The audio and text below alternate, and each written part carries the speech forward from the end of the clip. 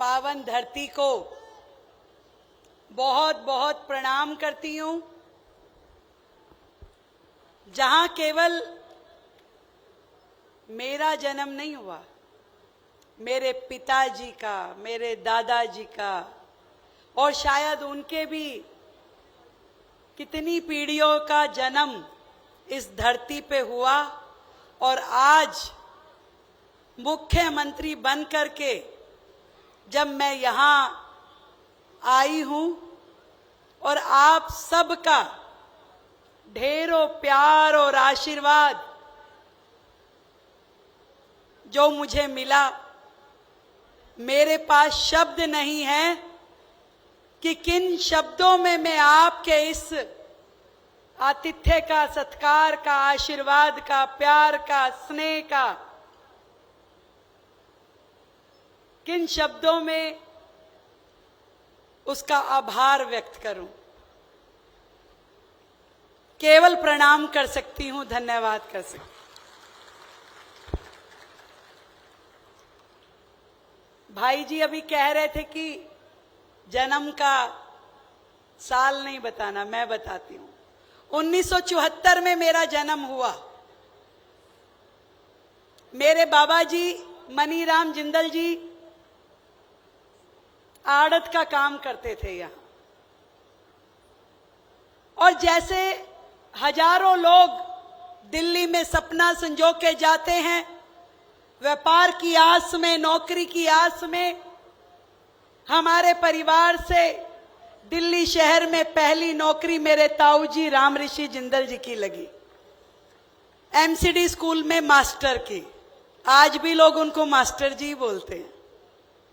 और फिर मेरे पिताजी ने बैंकिंग का एग्जाम क्लियर किया और उनकी नौकरी एसबीआई बैंक में लगी। मैं 2 साल की थी, हम दिल्ली चले गए। उसके बाद से मेरा जुलाना तो कई बार आना हुआ, पर आज 48 साल बाद मैं नंदगढ़ की धरती पे आई हूं। मेरे प्रिय बड़े भाई, इस राज्य के मुख्यमंत्री, हमारे सबके दिलों पे राज करने वाले आदरणीय नायब सिंह सैनी जी जब मुझे दिल्ली में मिले तो उन्होंने कहा, बहन गांव कब आओगी? 3 महीने पहले की बात है। मैंने कहा, भाई साहब जन्मदिन वाले दिन आऊंगी। और उस 3 महीने में मुझे खुशी है कि आदरणीय मुख्यमंत्री जी ने हमारे इस गांव के लिए, इसके आसपास के गांव के लिए अनेकों कार्य करवा दिए। और आज जब मैं इस प्रांगण में आई तो उन्होंने एक के बाद 8-10 योजनाओं का शिलान्यास और उद्घाटन मेरे हाथों से करवाया। मैं कैसे आपका आभार प्रकट करूं? आदरणीय मुख्यमंत्री जी का भी, मंच पे उपस्थित मेरे सभी आदरणीय बड़ों का भी, और सामने उपस्थित हजारों की संख्या में आसपास के सभी गांव से आए हुए मेरे बड़ों का, मेरे भाइयों का, मेरी बहनों का, मेरी सारे परिवारजनों का। इतना सुंदर जन्मदिन तो मैंने दिल्ली में कभी नहीं मनाया, और शायद मुख्यमंत्री रूप में भी ना मनाती। मेरे मन में ही आया कि नहीं, मुझे जाना है। दिल्ली मेरी कर्म भूमि है और हरियाणा मेरी जन्मभूमि है। तो मैं तो ये ईश्वर से प्रार्थना करती हूं कि अपनी कर्म भूमि के लिए भी मैं काम आ सकूं और अपनी जन्मभूमि के लिए भी मैं अपना कर्तव्य निभा सकूं। ईश्वर मुझे इतनी शक्ति दे। मुझे ध्यान है, दिल्ली में जब चुनाव हो रहे थे तो हरियाणा से हमारे पूरा भाजपा परिवार लगातार सहयोग करने के लिए वहां पे पहुंचता था।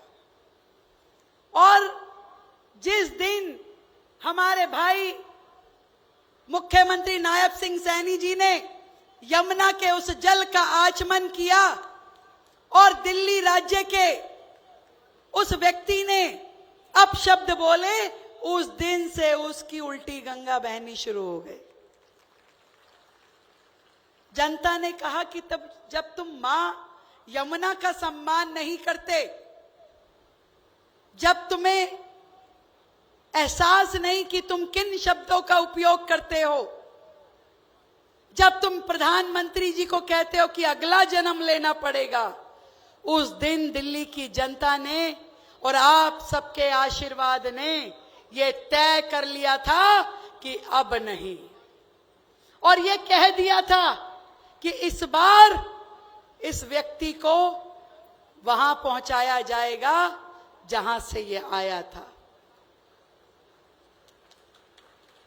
साथियों, ये भारतीय जनता पार्टी है, ये आदरणीय नरेंद्र मोदी जी का नेतृत्व है, जो नायब सिंह सैनी जैसे साधारण परिवार से आने वाले बेटे को मुख्यमंत्री बनने का मौका देते हैं, जो आपकी रेखा बहन जो एक साधारण परिवार से, कोई राजनीतिक पृष्ठभूमि नहीं।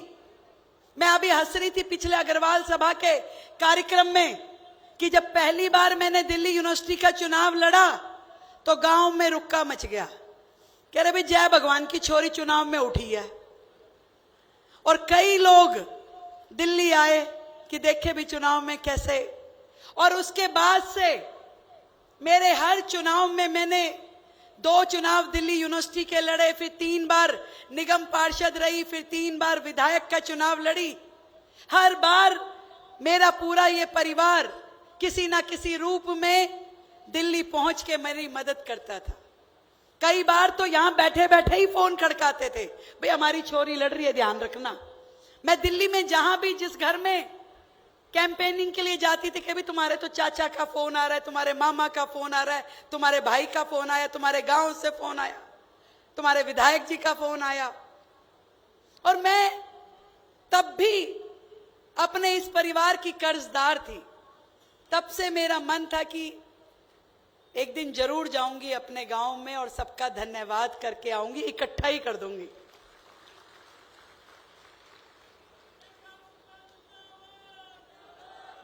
जिंदाबाद है हमारे गांव की धरती के आप सभी लोग, जिन्होंने अपनी बेटियों को इतना मौका दिया, इतना बड़ा आसमान दिया कि वो उड़ान भर सके।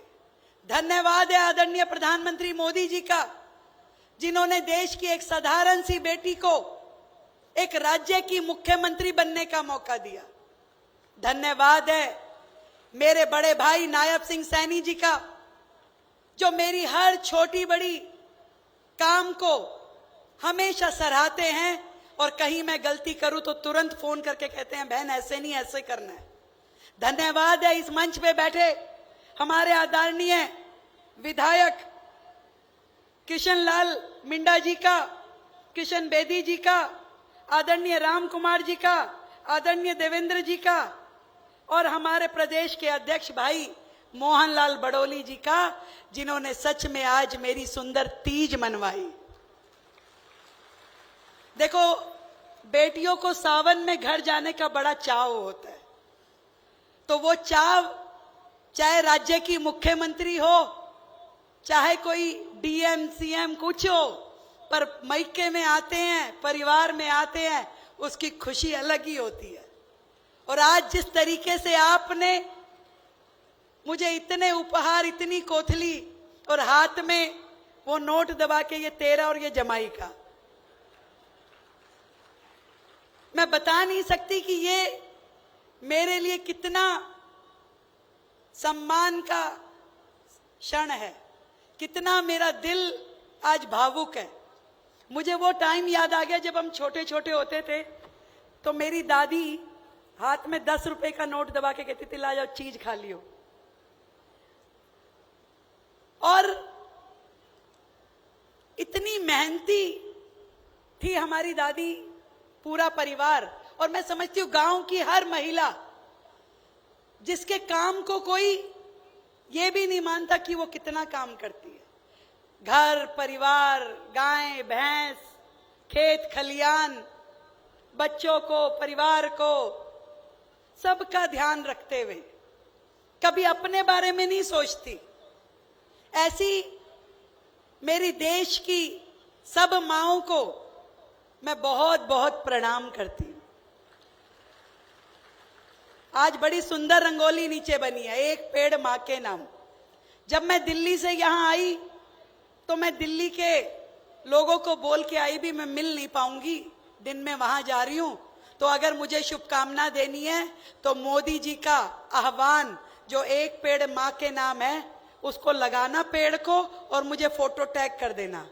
और देखो कैसे मन से मन की राह होती है। भाई जी ने पहले यहां पे एक पेड़ मां के नाम लगा रखा है। मैं सच में धन्यवाद करती हूं इस प्रकृति मां का, भारत मां का, अपनी जन्मभूमि का, जिसने हमें ये संस्कार दिए कि सबसे ऊपर है अपना देश। उस देश के लिए मर मिटने के लिए, काम करने के लिए, जैसे मोदी जी 24/7 काम करते हैं, ऐसा ही त्याग उन्होंने इस पूरी टीम को किया है। चाहे वो भाई नायब सिंह जी हो, चाहे आपकी बेटी रेखा गुप्ता हो। दिल में एक ही आस है कि कहीं रहें, कुछ भी करें, अपने गांव का, अपने समाज का, अपने देश का नाम रोशन करें।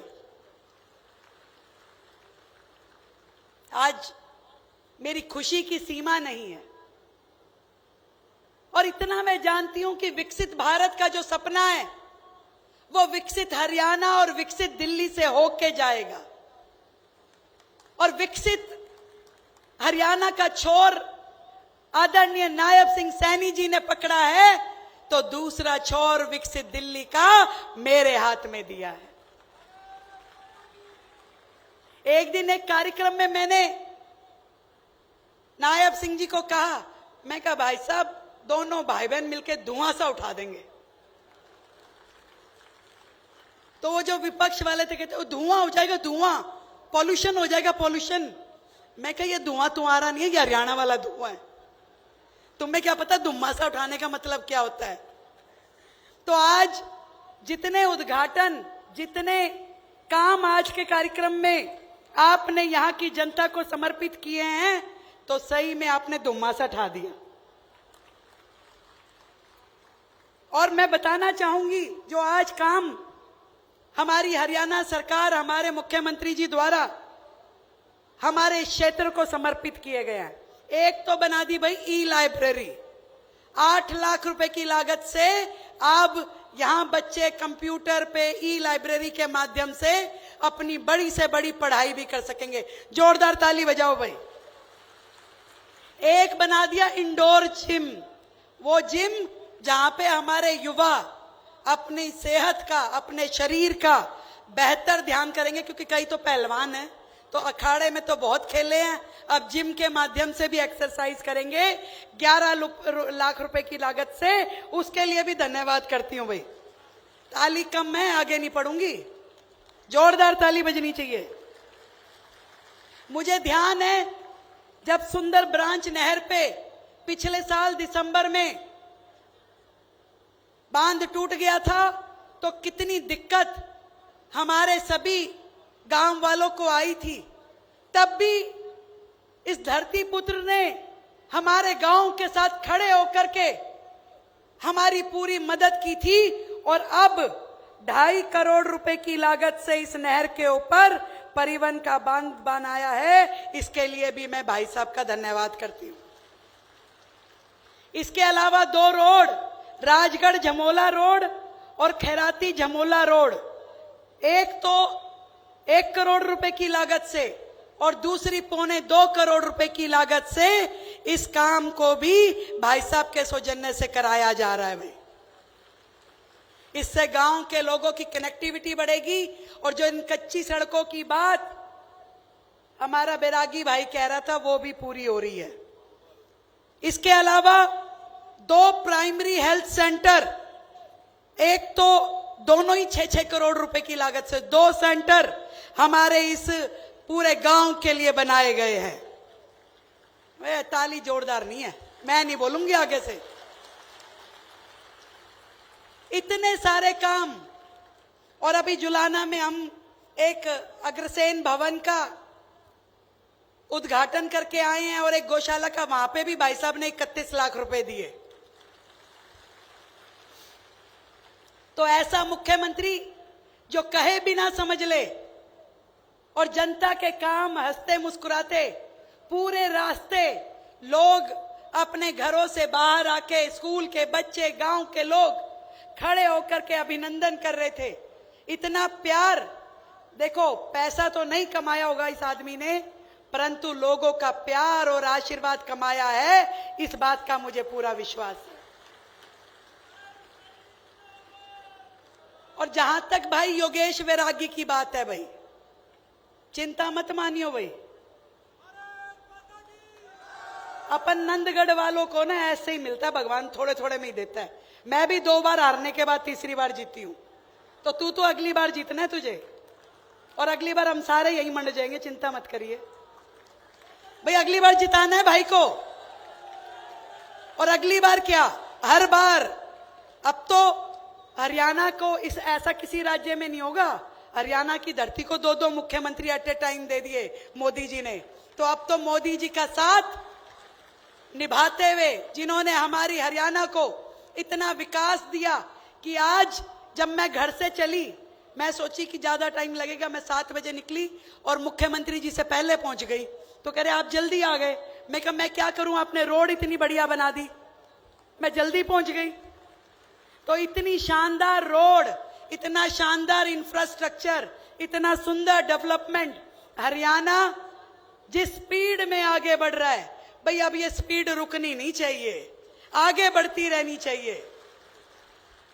आप सबको ढेरों प्रणाम करती हूं। इतना आशीर्वाद आपने मुझे दिया। जब भी दिल्ली आओ तो बहन के जरूर होके जाना है भाई।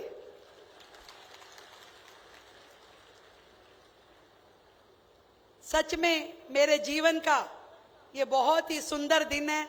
अपने परिवार के साथ सावन के महीने की तीज मनाना मेरे लिए बड़ा अद्भुत है। और इस खुशी के क्षण में आप सबका जो आशीर्वाद मुझे मिल रहा है, दिल्ली की प्रगति के लिए, दिल्ली के विकास के लिए, इसे मैं संभाल के रखूंगी और हमेशा कोशिश करूंगी कि आपका मान सम्मान बढ़ाऊं। बहुत बहुत धन्यवाद।